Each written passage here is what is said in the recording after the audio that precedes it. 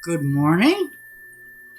Welcome everyone to this week's Dharma Talk at beautiful Bali Rika, our place of peace in a turbulent world. You know, it's good to reaffirm the equanimity we get from taking refuge in the Buddha, the Dharma, and the Sangha. If it's only for an hour or two a week, it carries us through in these troubling and turbulent times. And as we sit here, our breeze just came up. So our sun is shining, our birds are singing, our breezes are breezing, and Lisa is going to lead us in our opening meditation. So life is good. Relax and enjoy.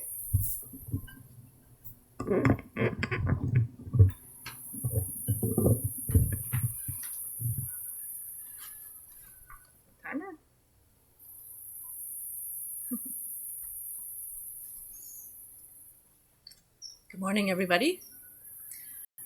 Today we're going to do something a little bit different, and we're going to do one of two things. One is a candle meditation. So if you're online and you want to pause and get a candle and light that, you can. If you don't have a candle or you can't see the candle that we have here, I'll give you an alternate instruction. So you've probably heard of people meditating with a candle, and it's pretty simple. All you do is stare at the flame. And you just keep staring at the flame. And you let the flame be your sole focus. So it helps you to have something to do and to bring your mind back to. It really doesn't need much more instruction than that. We've all done, I think most of us have done meditations where we're just sitting quietly, clearing our thoughts, letting them go, bringing our focus back to our breath. And you always have the breath, so you can always bring your focus to your breath as well. But we're trying this time, it's an open-eyed meditation. And so here it gives us something external to focus on so our eyes aren't catching everything here and there. The alternate instruction is just to gaze down the bridge of your nose, just 2 or 3 feet in front of you, somewhere on the floor. And you just have a soft gaze that's not really focused on a particular thing. It's just a light witnessing that just keeps you from being distracted by everything outside, but you have more alertness. Often when we have our eyes closed, we can get sleepy or maybe fall asleep or have that as a challenge. So this gives us just a little bit more energy so we're not falling asleep. So let's give that a try. And maybe let's just prepare ourselves by taking a few deep cleansing breaths. Settling, you can close your eyes for this part if you want. Settling into your seat, bringing your focus inward, releasing the thoughts of your outer world and arriving in the present moment.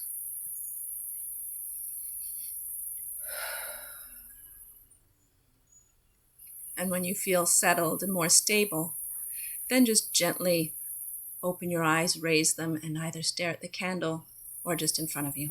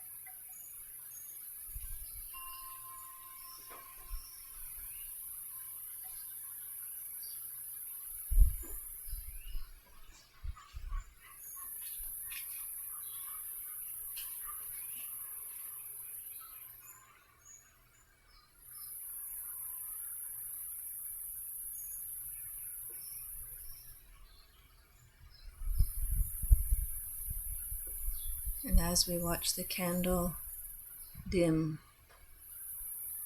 we bring our awareness, just open it to perceive a little further out from the candle. And as you're feeling ready, you can lift your eyes and just come back into regular being.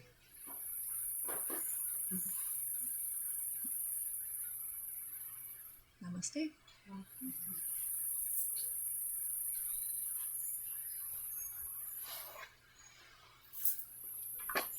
Thank you, Lisa.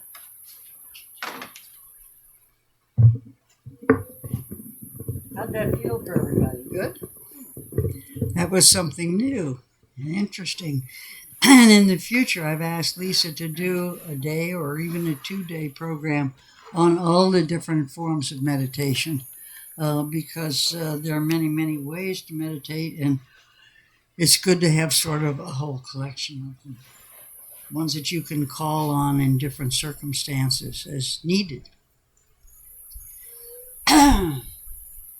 Now, January is the month for good intentions, for resolutions to make changes for the betterment of our lives. We don't really make these resolutions all that lightly. They're aspirational and they're full of optimism, positive energy.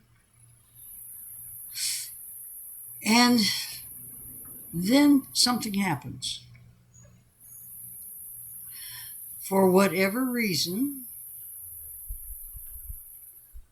we don't keep our resolutions a lot of times. Anybody had that experience?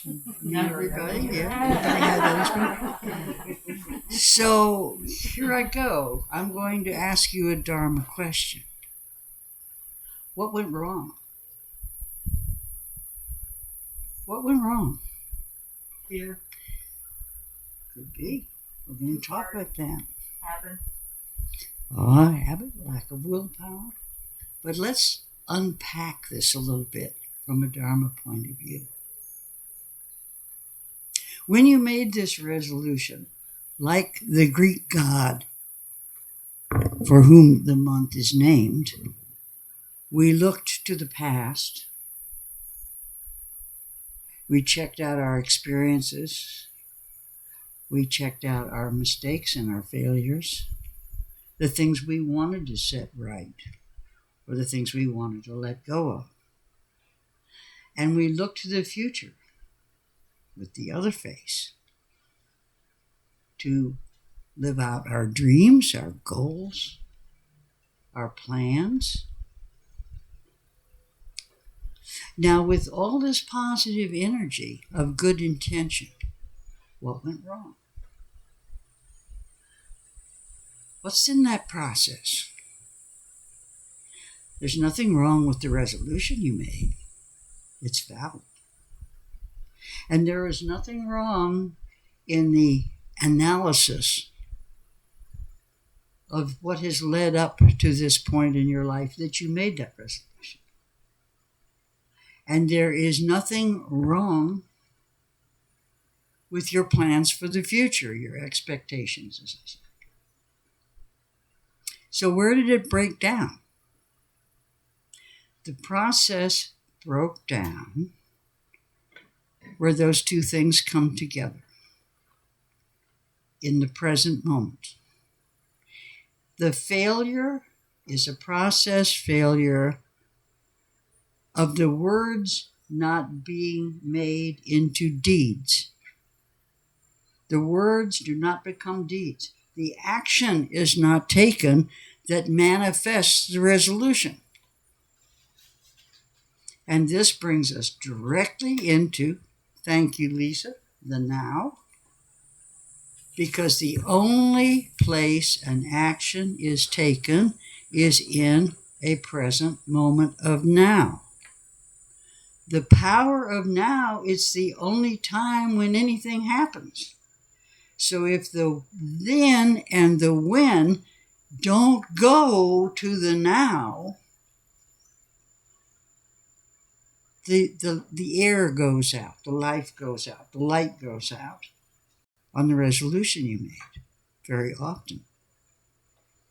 And this can leave us feeling really uncomfortable, because if we can't keep a simple resolution, like I think I'll stick to my diet, how are we going to handle serious resolutions, such as to love, cherish, and honor till death do us part?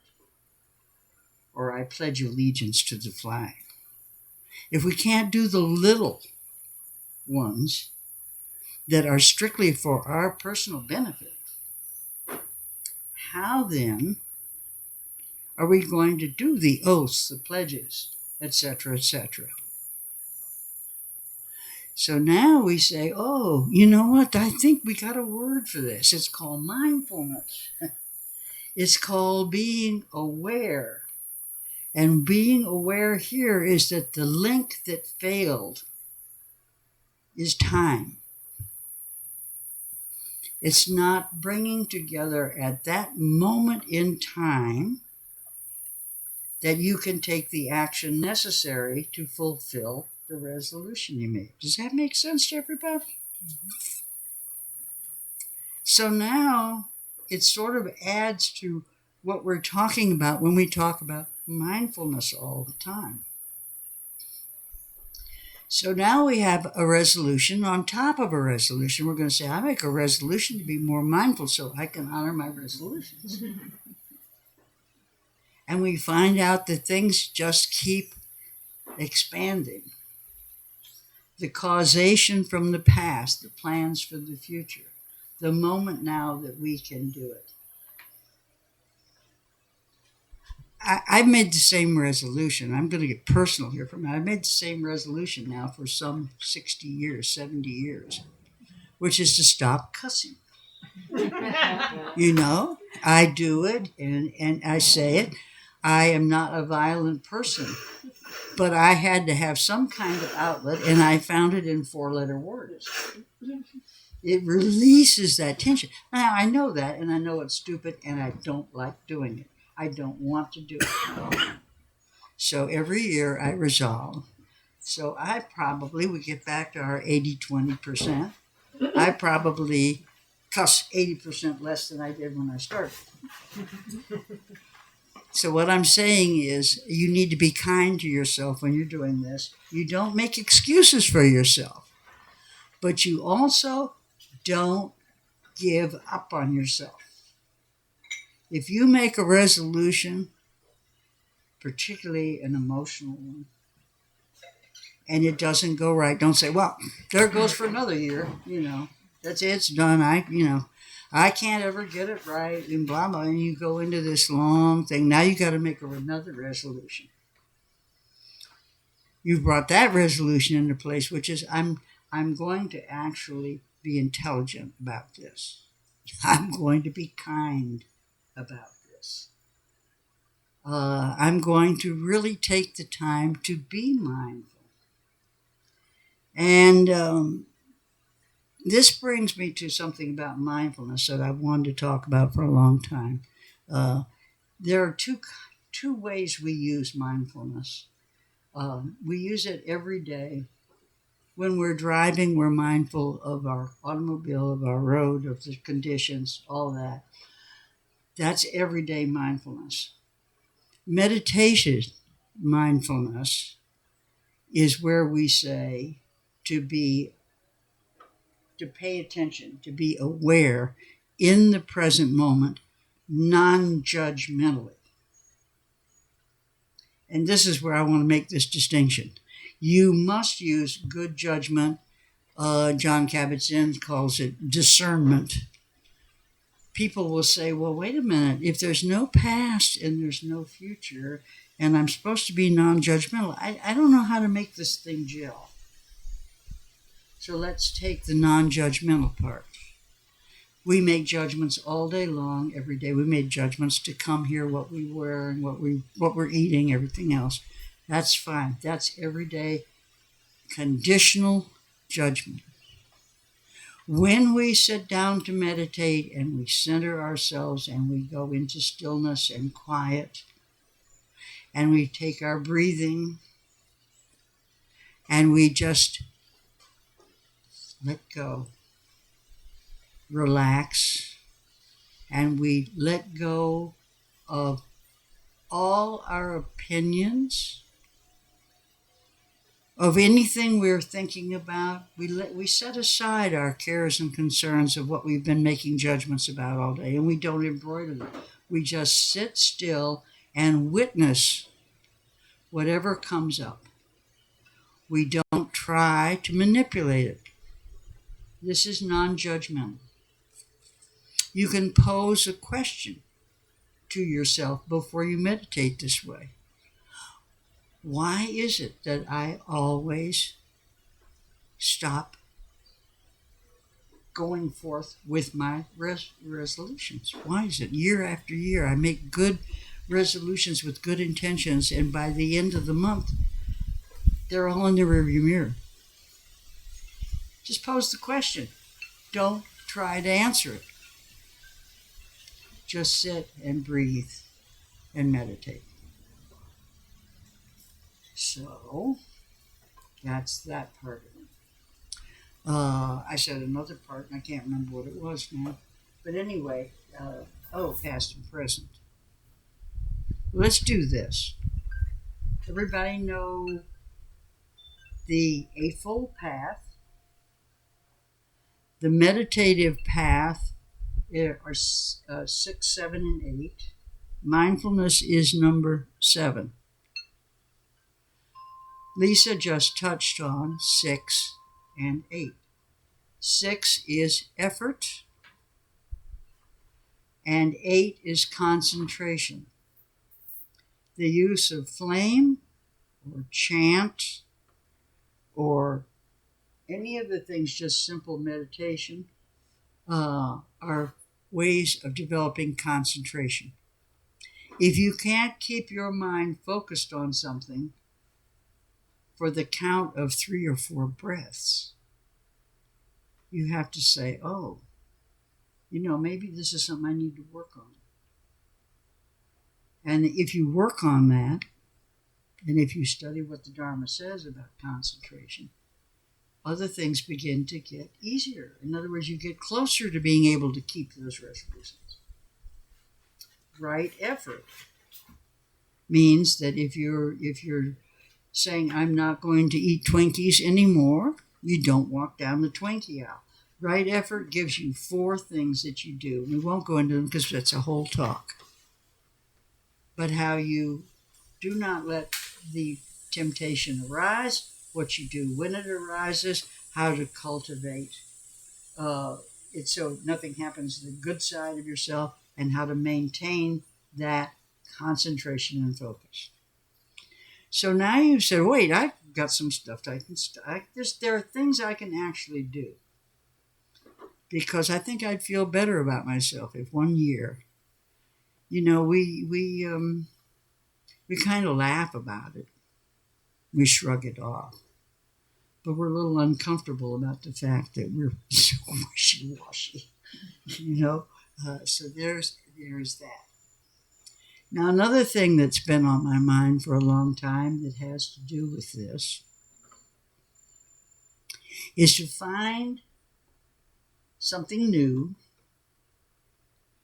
that works to bring us into the present moment. So that as we lose touch with the present moment, and this reminds me of what I was going to say and I forgot it. I'll remember it again. As we lose touch with the present moment, we need something to bring us back into it, right? Okay, so I'm thinking to myself, and I brought it up before, we hadn't followed through on it, that right here in Costa Rica, our national saying is absolutely a beautiful key to coming back into what is. Pura Vida, pure life. And I would like to elaborate on that a little more, but I also would like to throw out an invitation for all of us here for the rest of this month, to every day, the first person we meet, Say good morning, Pura Vida. And then find another time or two to do it. Just say that. And the reason Pura Vida is so wonderful as a saying, it's something, it's kind of fresh for us. But also, it is almost magical in the sense that it is non-dualistic. It is unconditional. Pure life takes in everything.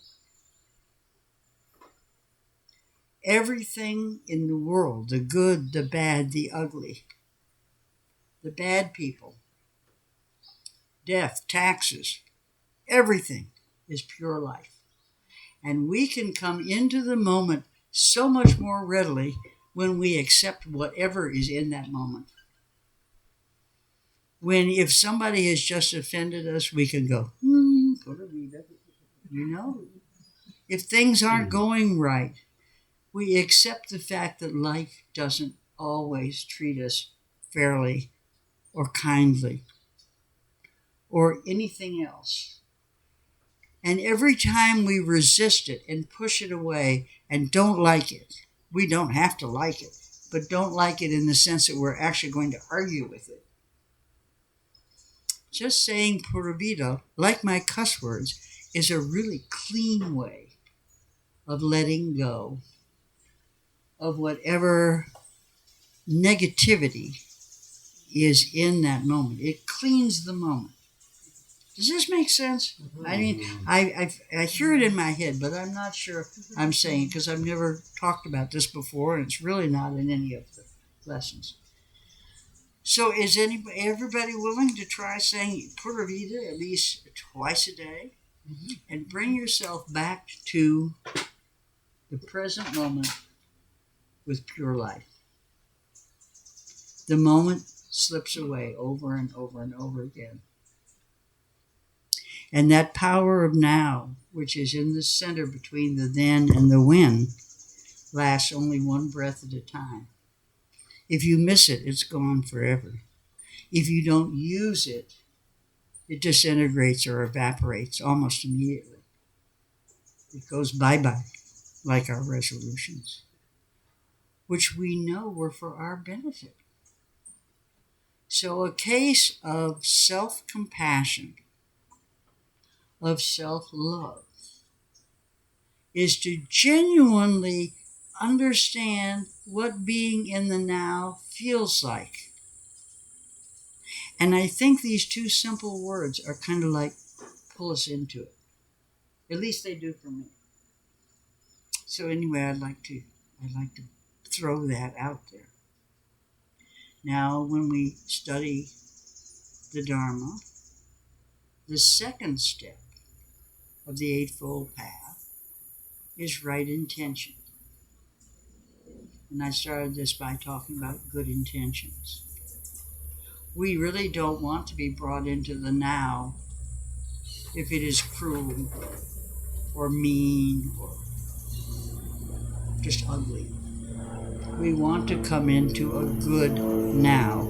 We want to fully empower the Brahma Viharas, loving kindness, compassion, sympathetic joy, and above all, equanimity, being balanced. We want to balance ourselves in that present moment without animosities or angers or jealousies or envies. For that moment, Pura Vida, we don't have them.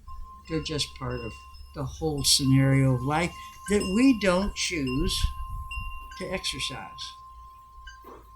So it's that kind of a choice. It's going a little deeper into what we talk about all the time.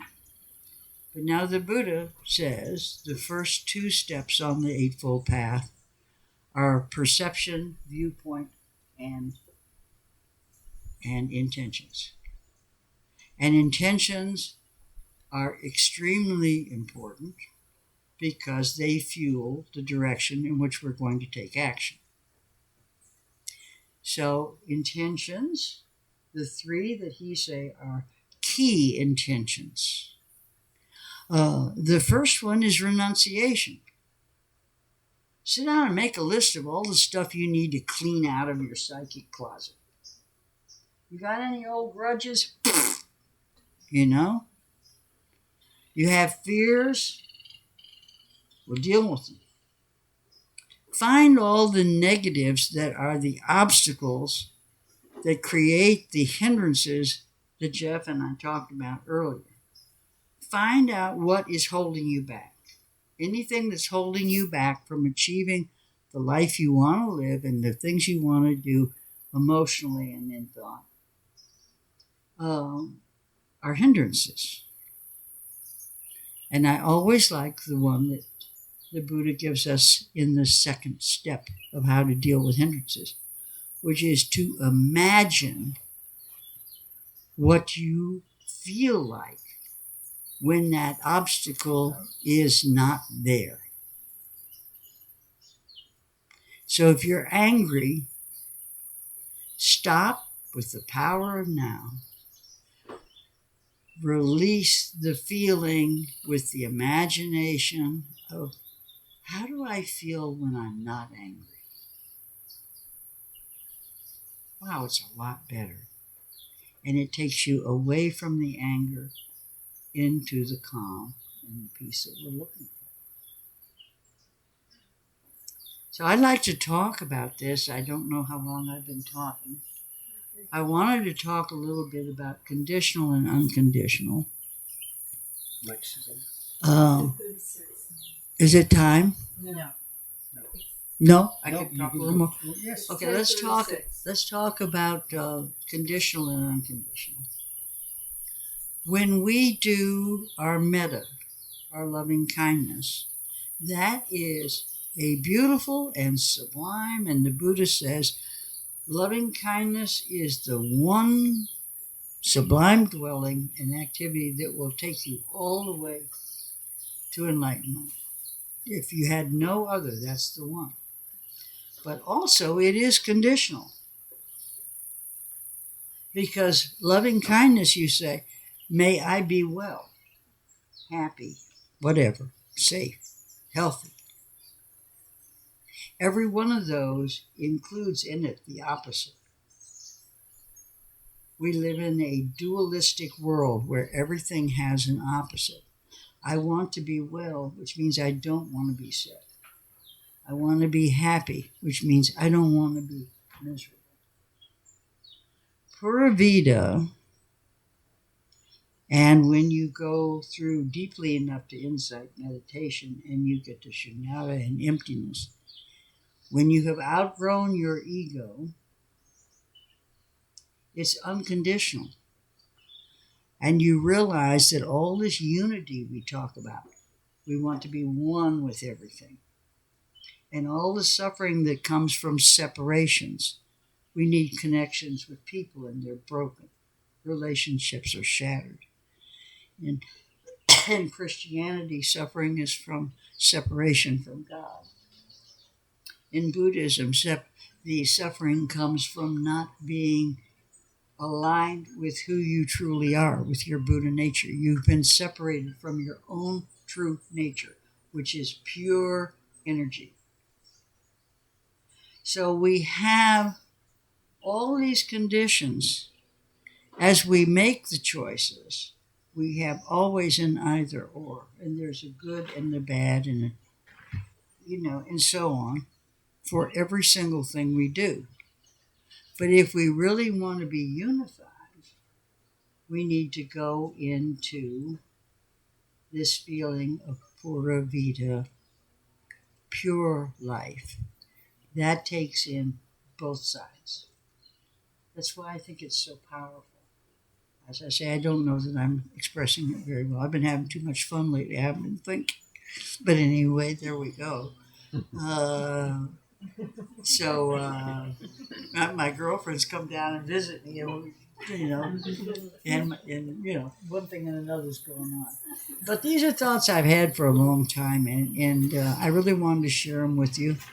I do believe that the simple act, which is new to all of us probably, even though we may have said it, is to consciously go into a part of the world which is unconditional. Pura Vida. I don't know if you're an axe murderer, or a saint. I wish you Pura Vida. Pura Vida. We're all together in this. So we have a lot of stuff really that we can talk about with this, and I'd really like to make this a general conversation. Can you help us lead off and to get into that? Mm-hmm.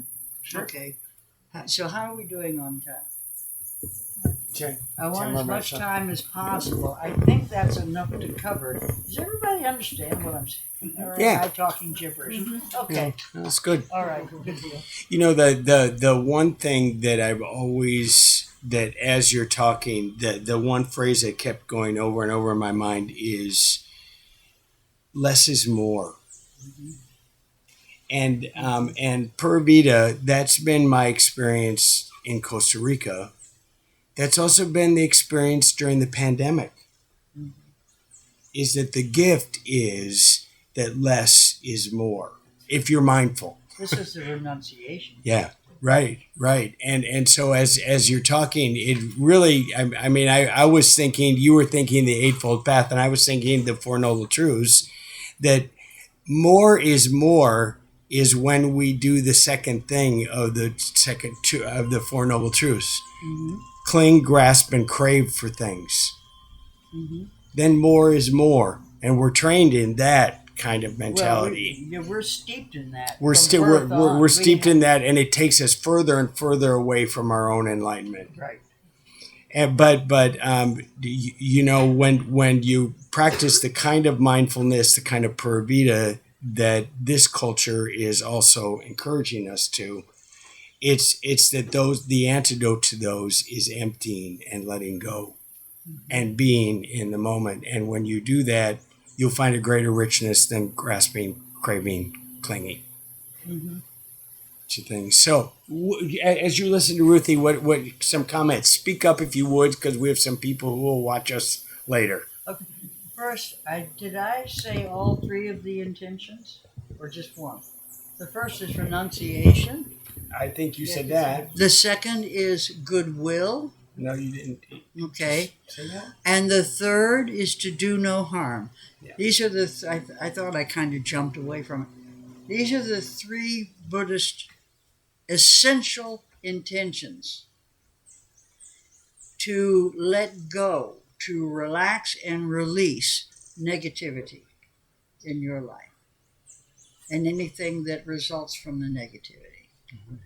To bear no malice to anyone, no matter what, to exercise unconditional friendliness and loving kindness.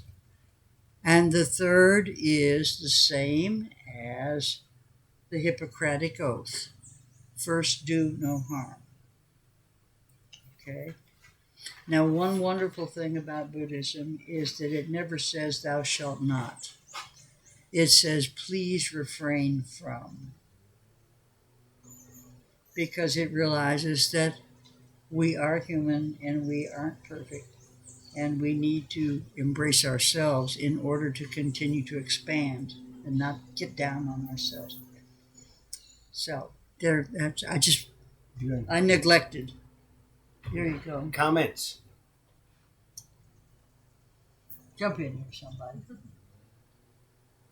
Do we all understand the difference between conditional and unconditional?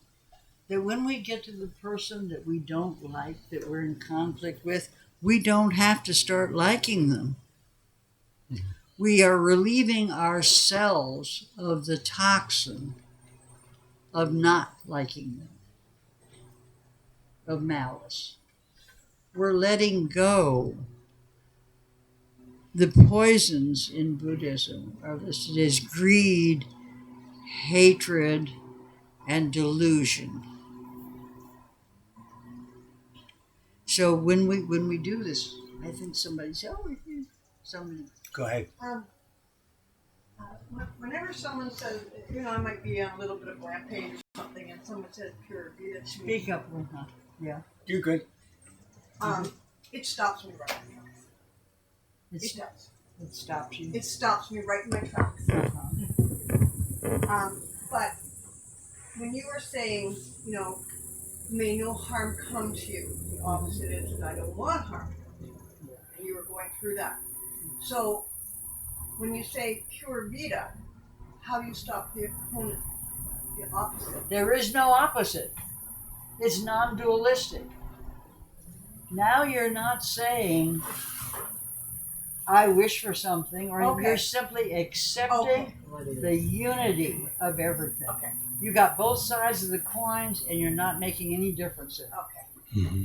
I just had to get it in my head. Yeah, well, good. That's because It's like a foreign. She's talking a foreign language Yeah. to us, and so we have to find that That's new why I was so spot. that's why I was so concerned about whether I was getting it across. Yeah. You have two sides to everything, and Pura Vida doesn't say, "I wish you were on the one side I'm on and didn't have to deal with that one." You know, it's just takes it all. Okay. I use Pura Vida instead of a cuss word. This might help you. That's what I'm working on. Exactly. And you know what? It really helps. It really does. Although, you could change a letter in Pura and it'll have more impact. Take it Right, off. right, exactly. But then it's cussing and using Pura Vida at the same time. But I get what you mean. It's kind of like you're in that moment and you take it for what it is. It may be something horrible. And as soon as you say Pura Vida, you kind of get into the moment It's and a you look release. around and In it really is. And it's acceptance of the situation. in counseling, they call this detachment. Yeah, this is a form of detachment. This is how you don't personalize that. You stop it. You stop it before you personalize. That's the intervention you make for yourself, right? Which is what you're doing. Do you think that's similar to like when people say, I know when I say bless your heart, Yeah, it's in the same way. I don't usually mean bless your heart. Yeah, my son says it is like, oh, mother. What does it bless mean? your little stupid It heart. means I feel really sorry for you. You're really stupid. Yeah, that's so. It's Oh, not that's the what same. that means. Yeah, that's what it means. Yeah. I mean, sometimes, you'll say bless your heart and you really mean And it you in mean that it. way. But a lot of times, you'll say, I might say bless your heart. They don't realize it, but the true Southern sense of that is I really feel sorry for you being so stupid. Yeah, it does. That's the way my son uses it with me all the time. Bless your little heart. Yeah. Yeah. Somebody else thoughts on it? Yeah, John. Yeah, I was just watching a video interview yesterday with Gabor Mate, Oh, yeah. I love him. Canadian doctor, I guess. or Well, he's a psychologist. psychotherapist. He works with the Down and Out Uh-huh. for DIT in Vancouver, and he said most people have an emotional reaction to people when they see them down and out. They're filthy, they're living miserable lives, they're disgusting, and they just recoil from it. And he said, the more I thought about it, the more, and this was almost Buddhist. He said, He is quite Yes. Buddhist, actually. yeah, but he was expressing something that reminded me of our sessions. He said, he says, the key to my invention is not to feel emotional, but just deal with their reality. And what is causing their reality in many cases was drug addiction. And he said, the key to my therapy is not saying, why do you do this? And condemn them for it. It's to find out what is that doing for you. So you understand what is the pain they're trying to overcome temporarily. And he said, what I found in this course, I found this very interesting. I'm not sure I believe it, but it was true to him. He said, every one of the addicts and down and outers, homeless people I dealt with, had been subjected to sexual harassment and abuse as in their childhood. Yeah. Every single one.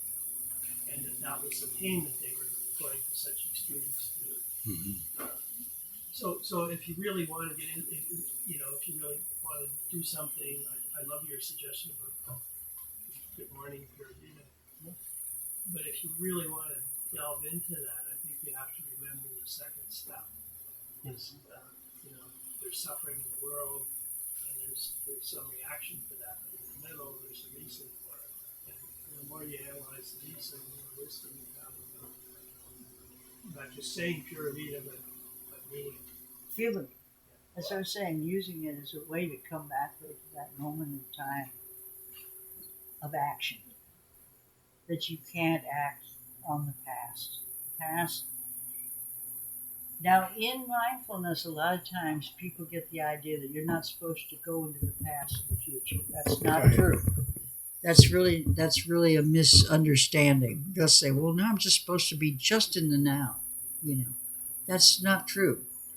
But when you are in your thoughts, in your remembrances, or in your plans, you should be aware of how they relate to your present moment so that you can act on them, because they're nothing but smoke otherwise. Mm-hmm.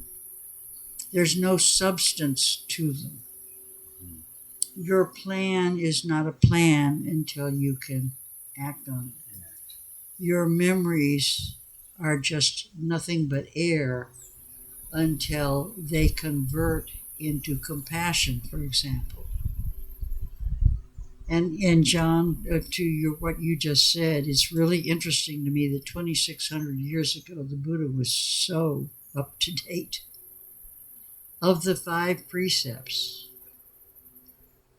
of the things that we really need to refrain from, the 4th is sexual misconduct, and the 5th is intoxicants, because these cause suffering more often than anything else. He doesn't elaborate on anything but really that at that moment. And I think it's very, very true that most drug addiction and alcoholism comes from trying to stop the pain. And much of that pain is caused by sexual assault and mishandling. So it's everything here connects as we go along and think about it. And abandonment. I worked in this field, same thing that he's working in, and over there was the things that you said that were part of the causes for the addiction, and then the other was abandonment. Mm-hmm. And also the cultural issues of race were often a part of that, and so those are we have lots of them. Yeah, and so to have compassion there is to realize that we're all in this together. When I worked in treatment, I had to figure out, how do I relate to this? What are the things that I'm addicted to, and those things. And then when I did that, I was like, I can't easily give that. I can't do renunciation with that. So that's these are all antidotes. The things we're talking about are antidotes to those kind of histories, and also the effects of those histories, which is addiction. Somebody, Sharon. Touching on Ruthie's talk about resolutions and how we can change. And what I thought of was the computer, internet, and how we feed ourselves certain ideas. And so you say take a look, clean your closet, that sort of thing. Perhaps looking at whatever the sites are or whatever it is that we are drawn to delete that link or delete that way of going. And I think that would really help everyone in the world these days to calm down and maybe find an alternate way of feeding ourselves. Yes. Absolutely. The way I work with that, Sharon, is I work at minimizing. You talk about deleting, and I think that's for some people and for some of the things, it probably is good. I work at minimizing that contact because that does not lead me towards Pura Vida. It leads me away from it. Sorry, I don't understand. Can you just clarify that? No, Sharon was talking about maybe cleaning the closet is about deleting some of your involvement or the possibility of your involvement and social media, all kinds of things like that. Yeah. My work lately has been about minimizing that.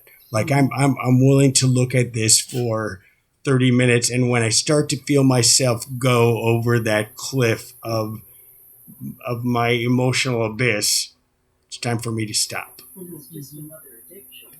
It is. It is. It is. And right now, it's I think. Yeah, it's rampant. It's rampant now. Yeah, there's a lot to be addicted to. Unfortunately, a lot of information to be addicted to. Yeah. Anyone else? I think we have about 5 more minutes, and then we'll do our loving kindness. Mark? I just want to say that the way that Ruthie started the talk, and starting with, that this is January and we're starting with new intentions and how many times we break them, there was a transition that went through it. I'm sure we all got it, but I just wanted to acknowledge it because I thought it was well done. And that is that it's very hard to stop doing something. That's right. Someone mentioned habit. Yeah, it's an against energy, and it takes a lot because on one hand you have the energy of wanting to do it, and then you have to put the energy of not wanting to do it, and it takes a lot of your energy, and it's exhausting. Whereas it's, as you've now put, which is the second part, which is where part of the compliment continues, is that by focusing on something as Pura Vida, which is that perfect pure light, if that is the direction and where I'm going, then swearing doesn't fit in that. That's right. And all of a sudden, when I go to say something that is uncomfortable or distasteful, before it even gets to my mouth, the distaste has already reached me, and I will find another way of communicating. Find a different choice. It's rechanneling old habits, which it's really a tough thing to do. It's really a tough thing to do. But Lisa touched on a lot of good things this morning, and concentration is important. And Mark has done that as well with how many in breaths can you count before your mind has gone off somewhere else? Can you just a few minutes every day just take a few deep breaths and see if you can sustain that for a little while? You can't get it all at once, but we make improvements, and improvements are the basis of resolutions. Resolutions are all something we want to improve.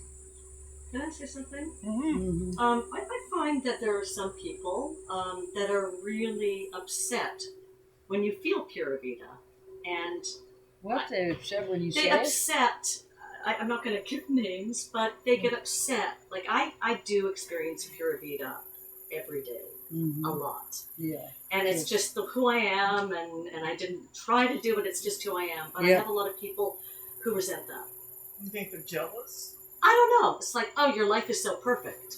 And my life's not perfect. It's not perfect. But you made the choice to until I met you. There you go. Fuck you. Right? Yeah. It was a great day till you came along. That's Ruthie's 20%, right? Yes, it came out. I was testing that. Just look at him and say, Pura Vida twice. Yeah. I wish you. Then you might want to throw in a bless your heart. Bless your heart. One of the things about You might all, want to acknowledge them and say thank you. one of the things about all of this is there is nothing here that we don't know already. Oh. You already knew in your heart that the weak link in going from resolution to actualization is that you don't do it. And the point of doing is the point of now. And we need to shore up to strengthen our relationship to now. And it's much easier to do unconditionally by saying something like Pura Vida or just taking in the whole spectrum than to continuously be picking it apart. That can be tiring, and we need relief. And frankly, things are very, very difficult right now. And just to be able to get together is a point of getting some equanimity, some balance to carry out. Because here you can do what in Buddhism is called take refuge in the Buddha, the Sangha, and the Dharma.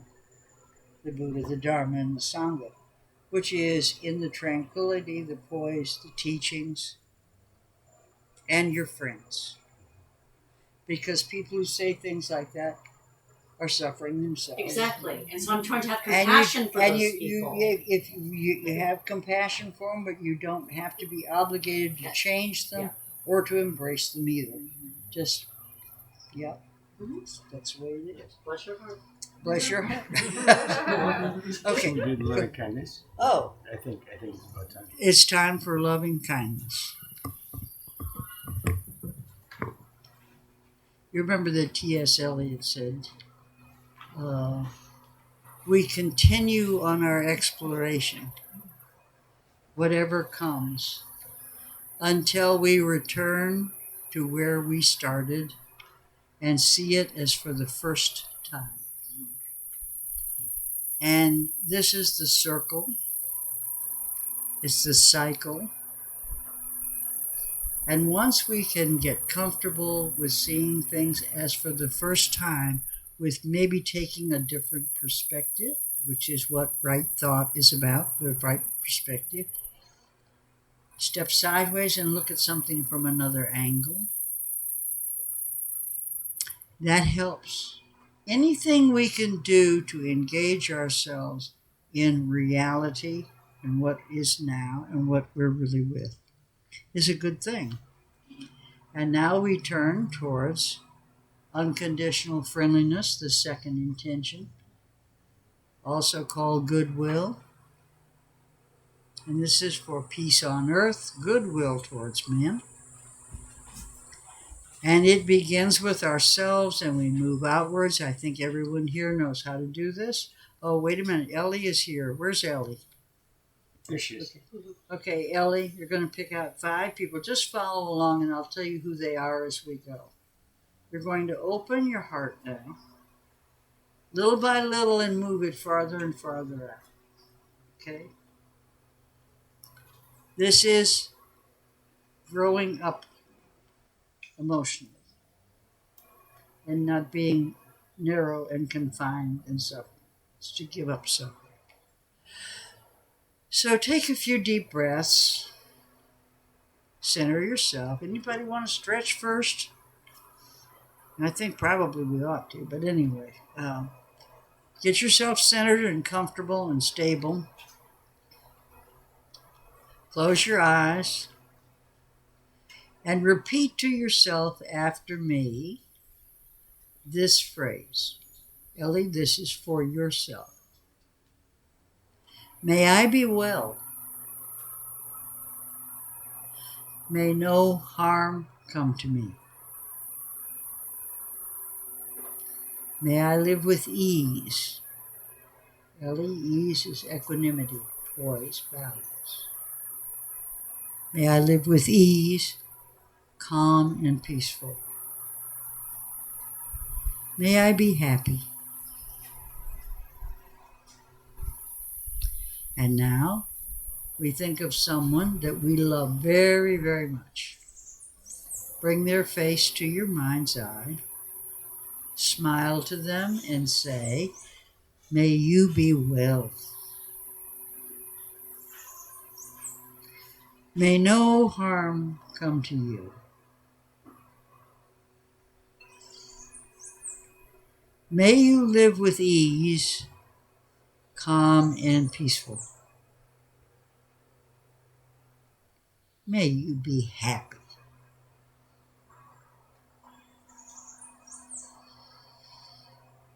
And now we move farther away in our circle of relationships to a neutral person. This is someone that you may not know his or her name, so you're just going to call them friend.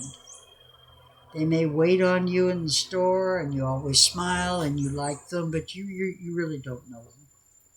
So you bring this person to mind And you smile at them and you say either their name or friend. May you be well. May no harm come to you. May you live with ease, calm, and peaceful. May you be happy.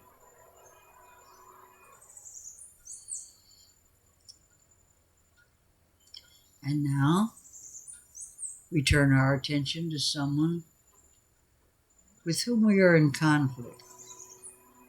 Someone who doesn't like us, or that we don't like, or that has in some way harmed us, or whatever. And we say to them, may you be well. May no harm come to you. May you live with ease, calm, and peaceful.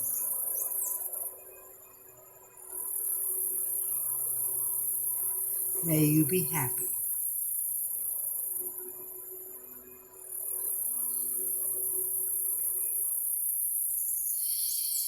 Take a few really good deep breaths and let that sink in. What has changed is within you, has nothing to do with them. And now we put our hands over our hearts, and with a sense of Pura Vida, amazement of life, of how much life there is. 8 billion people on this planet, and who knows how many more out there in the universe. And as we expand to the point where we become one with all of it, we say to all these people, all these sentient beings, may you be well.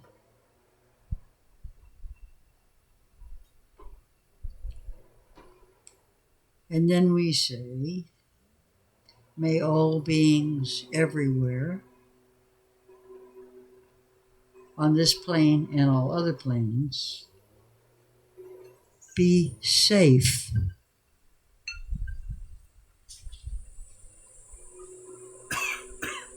May all beings everywhere be free from suffering.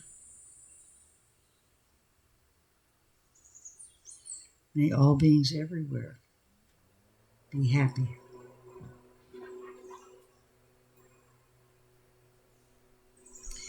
And then we let that feeling sink in. Take our hands from our hearts. We put our palms together. Go in peace. Go making peace. Living gently. Loving mightily. And bowing to the mystery. Thank you all for coming. And God bless your little heart.